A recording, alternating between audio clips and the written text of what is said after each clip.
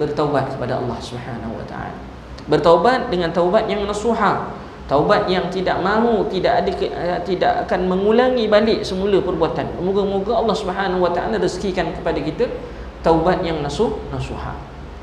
Ada taubat yang nasuha, ayat kan.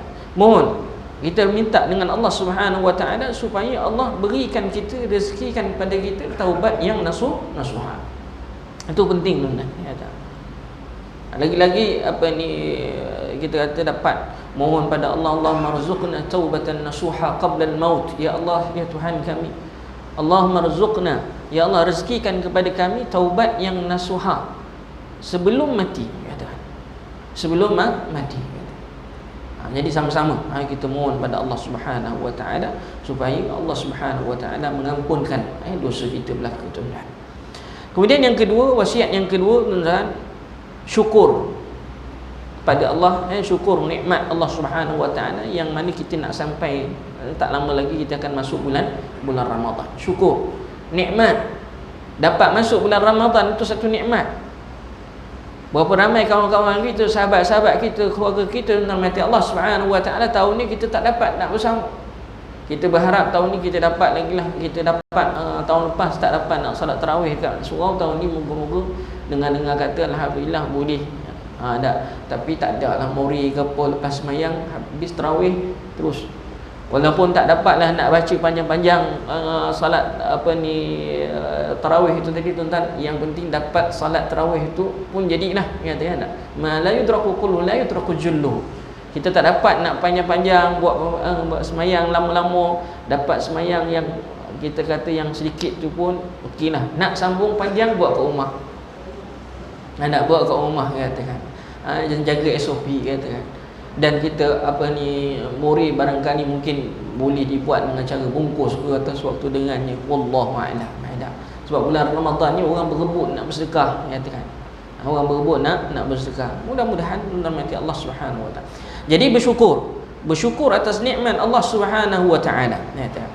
Dan apabila nikmat kita bersyukur dengan nikmat yang mana kita akan sampai pada bulan Ramadan, seterusnya wasiat yang berikutnya, tuan-tuan,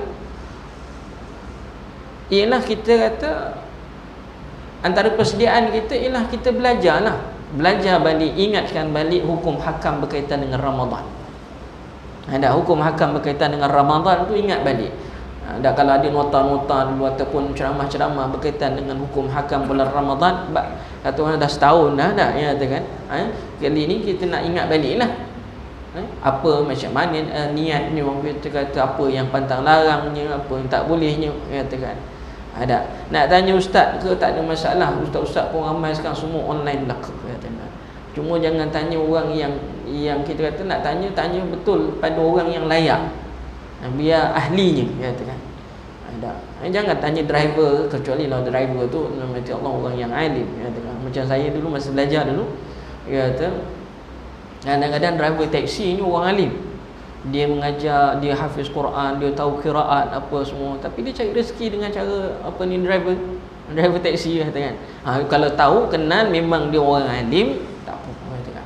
Tapi nak tanya kena tanya orang yang betul-betul layak, ahli zikir. Itu yang dituntut, bukan tanya orang yang bukan ahli zikir, bukan ahli ilmuwan, katakan. Kerana kita katakan akhir zaman ni macam Allah Subhanahu wa taala kita ikut dan, katakan. Ada orang tanya semua bakat belaka nak jadi ustaz belaka. Ada belum lagi kita kata yang berlaku hari ni nama Allah pandangan yang berbeza-beza, kita katakan. Ada, jadi berhati-hati kat situ. Dan bila kita dah belajar, dah tahu, ta'allam, dah belajar hukum hakam berkaitan dengan bulan Ramadan, kita kena tanamkan dalam hati kita azam, kesungguhan kita, kesungguhan yang tinggi untuk kita nak sambut bulan Ramadan. Untuk kita nak, apa yang kita nak azam tahun ni, Ramadan, apa yang kita nak achieve, katakan. Ada niat yang betul, azam yang kuat, katakan, kesungguhan yang tinggi, katakan. Pada qaul, pada perkataan kita, pada kerja kita, pada ijtihad kita, usaha kita untuk kita melakukan ketaatan pada Allah Subhanahu wa taala.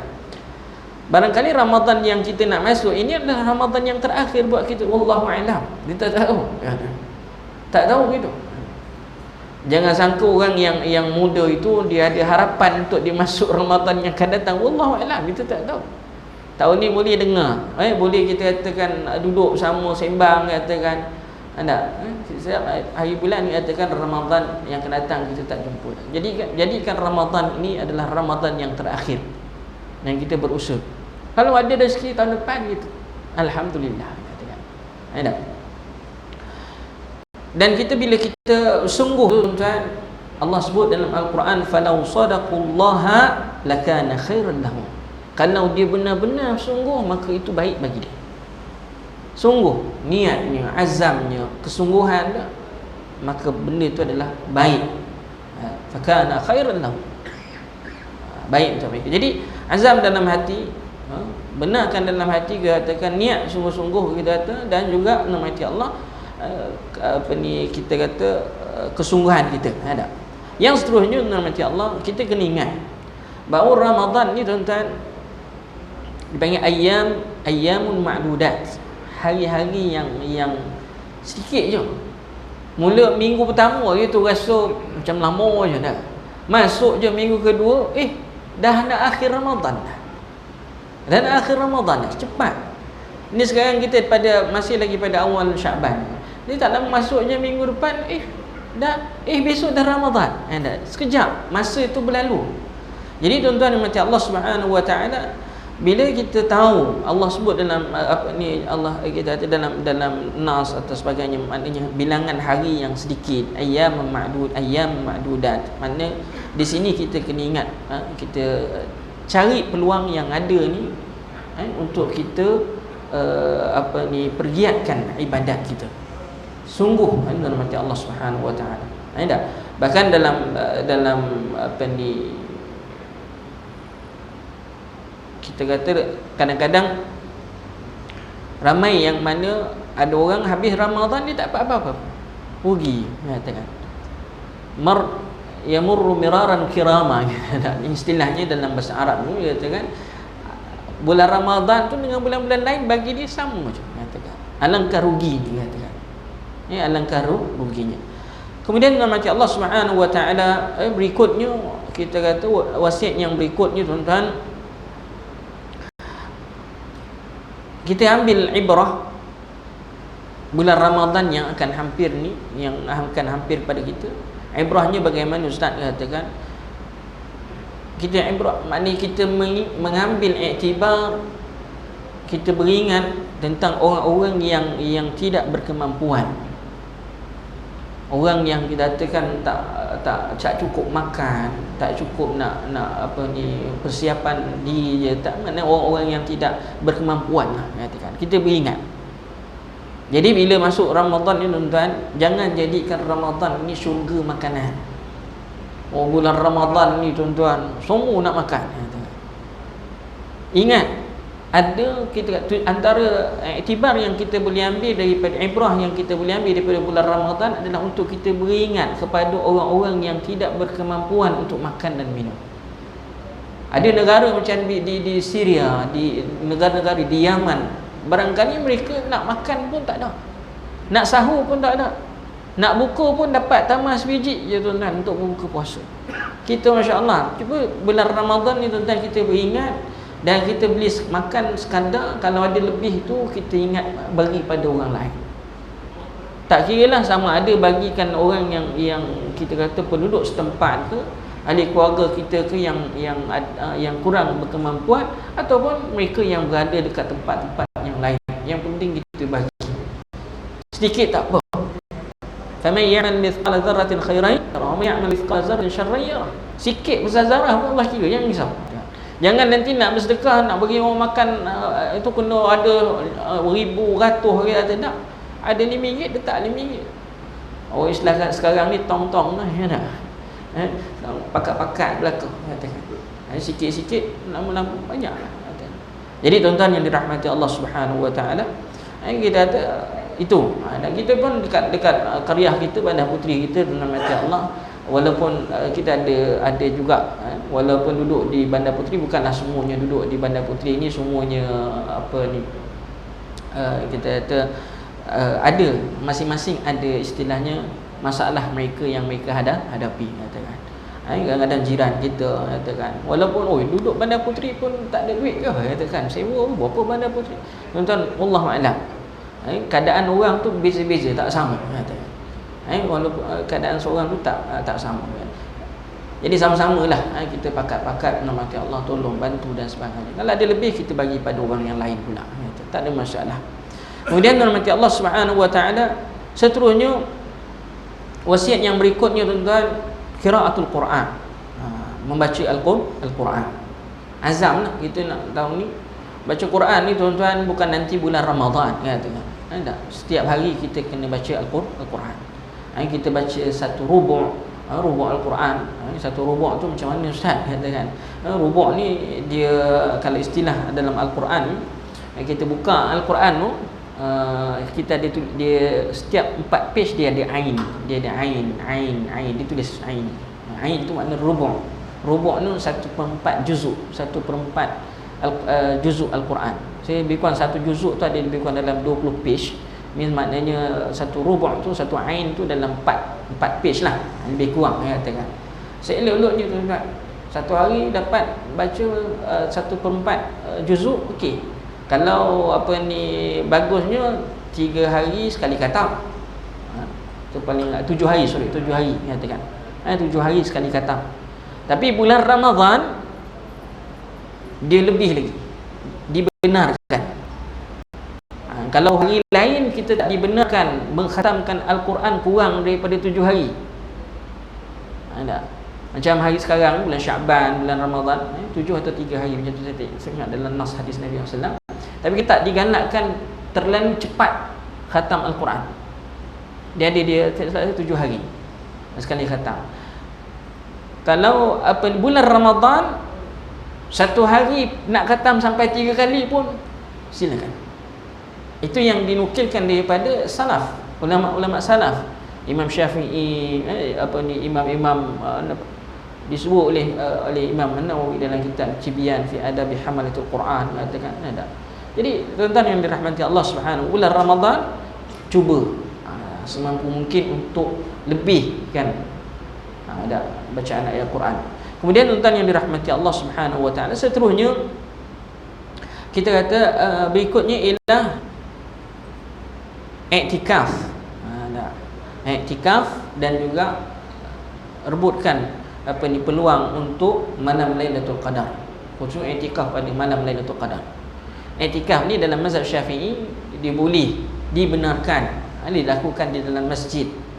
Ada surau kita katakan kalau istilahnya kita kata masjid macam itu ada khilaf lah katakan ada bab surau ni ada khilaf di sisi ulama.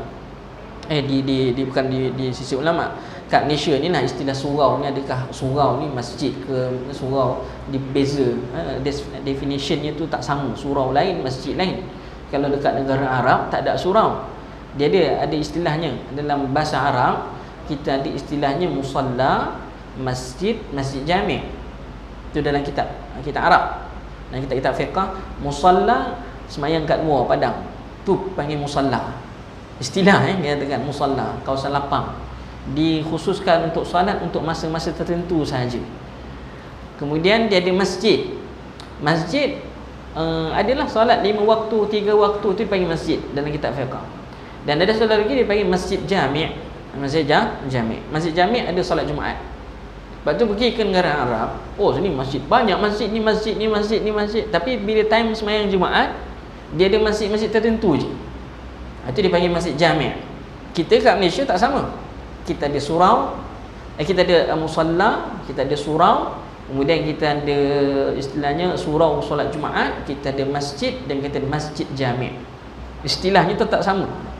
Kita musalla kat Malaysia ni macam musalla macam dekat shopping kompleks. Itu dipanggil musalla. Kemudian surau ada surau kecil-kecil, surau solat Jumaat. Macam kita ni surau istilahnya surau solat dibenarkan untuk solat Jumaat katakan. Kemudian dia ada masjid. Masjid ada solat 5 waktu dan ada solat Jumaat. Masjid jami' pula, kita ke istilah kat Malaysia ni, masjid jami' ialah masjid yang ada solat Jumaat dan dia punya gajinya dibayar, imamnya digajikan ataupun dibayar gaji oleh kerajaan negeri. Contoh masjid di Pak Kajang kan, katakan dia punya pegawai-pegawai dia ada grade, dia panggil DS 41 tak salah saya, pegawai syar'i katakan, ataupun imam katakan. Itu beza. Itu dia beza dengan inilah katakan keadaan. Istilah tak sama. Penggunaan istilah tu tak sama. Jadi tuan-tuan yang dirahmati Allah Subhanahu Wa Taala, tak kisah iktikaf. Ada orang ada sangat digalakkan kita iktikaf untuk bulan Ramadan ni, kita iktikaf di masjid yang paling besar yang ada kat kawasan tu. Kat mana katakan? Kalau area Kelang ni masjid mana paling besar? Agak-agak kan? Masjid Rahimiyah katakan di Pak Kajang. Okey, kalau masjid Rahimiyah, kalau Syahid masjid negeri lah. Dia ada juga pandangan-pandangan yang sebegitu. Ada juga pandangan yang kata hatta surau pun nak iktikaf, boleh iktikaf katakan. Itu khilaf lah di setiap ulama tu, tak ada masalah. Jadi tuan-tuan, iktikaf. Lebih-lebih lagi mazhab Syafi'i, iktikaf ni dia tak semestinya kena seharian. Walaupun duduk sekejap ni tuan-tuan, sekarang duduk dalam masjid kan, sekejap ni iktikaf. Moga-moga dapat ganjaran daripada Allah Subhanahu Wa Taala. Bila masuk bulan Ramadan, kita ada iktikaf khusus 10 malam yang terakhir. Dulu kita kata masa belajar dulu, masa saya belajar dekat baik belajar di masa belajar luar negara dulu dekat Madinah sekalipun, kita masuk je 10 malam yang terakhir tu, terus masuk masjid. Bawalah pakaiannya, bawa bajunya, bawa bantalnya tuan-tuan, ada masuk masjid. Tapi sekarang lagi dahsyat dekat Masjidil Haram, dia orang dah siapkan katil-katil semua dekat bahagian atas Masjid Nabawi tu. Siapa yang iktikaf dah register dululah sebelum Covid, dia dah siapkan katil kat atas. Jadi bahagian atas tu dia memang dia khaskan untuk orang iktikaf saja. Makanan tak risau kalau Masjidil Haram, Masjid Nabawi, makanan iktikaf tak payah risau tuan-tuan. Ada je orang bagi. Lagi-lagi kami dulu masa tu belajar, memang ada khas disediakan sahur tu, hanya pelajar je boleh dapat. Lagi dahsyat. Makanan tu saya cakap lah katakan. Ada. Jadi duduk di masjid 10 hari. Tak keluar. Mandi semua kat masjid, surau Ahad ni yang kita tak pernah buat lagi kita kat Malaysia. Mati Allah, tak ada orang yang buat lagi kecuali di setengah-setengah tempat. Yang saya tahu Masjid Shah Alam ada kat Bangi ada masjid yang besar kat Bangi tu, ada buat ramai yang ada grup-grup yang duk iktikaf kat situ. Tapi tak adalah sampai 10 hari. Ada yang 10 hari lah komplit, ada yang dapat 5 hari, ada 4 hari tu pulang katakan. Tapi dia tak boleh keluar lah daripada masjid. Dia duduk niat iktikaf tu sampai habis malam raya tu, umumnya raya baru dia balik, baru boleh keluar. Wallahu a'lam. Kemudian tuan-tuan yang dirahmati Allah Subhanahu Wa Taala, seterusnya kita kata wasiat yang berikutnya tuan-tuan mati Allah Subhanahu Wa Taala ialah zikir katakan. Antara zikir-zikir yang yang kita boleh amalkan mati Allah, sama ada sebelum ataupun lepas Ramadan, masa ketika bulan Ramadan, kena flashback baliklah apa dia amalan-amalan yang boleh dibaca. Antaranya ketika nak buka puasa, zikir yang ma'ruf, zahaba dhamm wa btallatil uruq wa thabata al ajr insya-Allah. Selama ni kita baca Allahumma barik lana fima razaqtana, tapi kali ini kita baca zahaba dhamm wa btallatil uruq wa thabata al ajr insya-Allah. Atau nak baca yang Allahumma barik lana tu baca sebelum, yang ini dibaca selepas. Mana makan sikit buah tamar rutab, zahaba dhamm wa btallatil uruq wa thabata al ajr insya-Allah.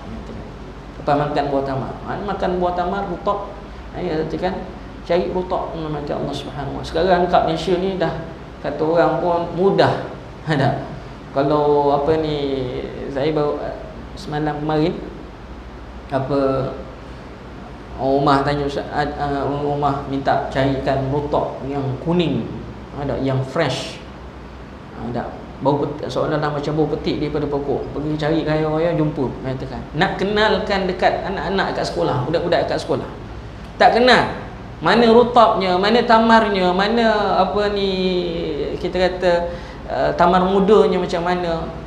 Bawakan contoh, ni terus direct, rasa terus. Buah tin tak kenal, buah zaitun tak kenal, duk baca surah wat-tini waz-zaitun tapi buah tin wa zaitun tak kenal. Buah dia ingat tamar semua sama je, tamar tak. Dalam hadis Nabi SAW, Nabi kata Nabi suruh kita berbuka puasa dengan rutab dulu. Kalau tak ada rutab baru pergi tamar, kalau tak ada tamar baru minum air. Itu sunnahnya Nabi SAW. Kita kena ingatlah. Kemudian tuan-tuan yang dirahmati Allah Subhanahu Wa Taala, banyak lagi zikir-zikir ataupun yang amalan-amalan yang lain, tuan-tuan. Ataupun sekarang ni kita nak masuk bulan Ramadan ni, sebelum masuk bulan Ramadan, doa dah banyak-banyak. Doa banyak, tuan-tuan yang dirahmati Allah Subhanahu Wa Taala, doa untuk kita sampai pada bulan Ramadan. Antara doa yang sabit dalam apa ni salaf, kita tak ada, saya tak sebut ianya sabit dalam hadis Nabi sallallahu alaihi wasallam sebab riwayatnya lemah, tetapi dia punya riwayat itu ataupun doa itu diamalkan oleh ulama-ulama salaf, katakan. Kalau hadis Nabi, dia hadis tu lemah, dihukumkan oleh para ulama sebagai hadis yang lemah. Wallahu a'lam. Antaranya doa yang warid daripada ulama salaf, kata Allahumma sallimna li Ramadan. Allahumma sallimni li Ramadan. Ya Allah, sampaikan aku kepada bulan Ramadan. Wa sallim Ramadhanani, dan sampaikan Ramadan itu kepada aku. Wa tasallamhu minni mutaqabbala, dan sampaikan apa ni Ramadan tu kepada aku, ya kan, untuk aku, dengan mana aku ni benar-benar terima akan bulan Ramadan. Sungguh kita kata mutaqabbala, maknanya kita kata benar-benar terima lah, ya tak. Jadi ini antara doa ya, ataupun doa-doa yang lain. Allahumma rzuqni siyamahu wa qiyamahu sabran wa ihtisaba warzuqni fihi al-jidd wal ijtihad wal quwwa wan nashat. Ya Allah, apa ni, rezekikan kepada kami dapat berpuasa, dapat qiyam, dapat dengan sabar dan ihtisab. Rezekikan kepada kami dapat sungguh berusaha, ada kekuatan, ada semangat, katakan. Baca doa, tak kisahlah apa bentuk lafaz doa yang kita nak baca, tapi lafaz-lafaz yang kita nak baca itu dalam bahasa Melayu ke bahasa Arab ke, tak kisahlah. Kita mohon pada Allah Subhanahu Wa Taala untuk kita dapat sampai pada bulan Ramadan, dan kita dapat dapat beribadah pada bulan Ramadan. Jangan doa minta sampai je. Kan minta sampai je, tuan-tuan, memang sampai, tapi tak boleh nak beribadah. Mohon pada Allah, minta sampai, dan minta agar Allah Subhanahu Wa Taala beri kesempatan kita untuk kita dapat qiyam, dapat siam, dan seterusnya. Wallahu a'lam. Jadi dia tuan-tuan Allah Subhanahu Wa Taala. Dan yang terakhirnya, kita kata apa ni, wasiat yang terakhirnya, tuan-tuan yang dirahmati Allah Subhanahu Wa Taala, ialah jagalah diri kita daripada melakukan maksiat. Jaga diri kita daripada melakukan maksiat. Kalau kita melakukan maksiat juga, dirahmati Allah, segeralah beristighfar. Wasari'u ila maghfiratin min rabbikum, segeralah mohon keampunan dengan Allah Subhanahu Wa Taala. Istighfar, astaghfirullah, paling ringkas astaghfirullah, paling ringkas, mudah ya. Nak panjang, astaghfirullahal azim alladzi la ilaha illa huwal hayyul qayyum wa atubu ilaih. Itu paling panjang. Ini tak ada masalah. Ada lagi yang panjang lagi. Kita kata zikir, termasuk dalam zikir pagi dan zikir petang, dia panggil sayyidul istighfar, penghulu segala istighfar. Allahumma anta rabbi la ilaha illa anta khalaqtani wa ana 'abduka wa ana 'ala 'ahdika wa wa'dika mastata'tu a'udzu bika min syarri ma sana'tu wa a'udzu laka bi ni'matika 'alayya wa a'udzu laka bi dhanbi faghfir li fa innahu la yaghfiru dhunuba illa anta. Baca sekali pagi sekali petang. Orang yang baca doa itu, rahmati Allah, andai kata dia meninggal waktu siang, Allah jaminan untuk dia masuk syurga. Kalau dia baca pada waktu malam dia meninggal dunia, Allah jamin dia masuk syurga. Jadi mudah-mudahan Allah berikan kesempatan kita untuk beramal. Jadi setakat itu saja tentang mati Allah, telah masuk waktu. Jadi kita akhiri dengan bacaan tasbih kafarah. Subhanakallahumma wa bihamdika, asyhadu an la ilaha illa anta wa astaghfiruka wa atubu ilaik. Assalamualaikum warahmatullahi wabarakatuh.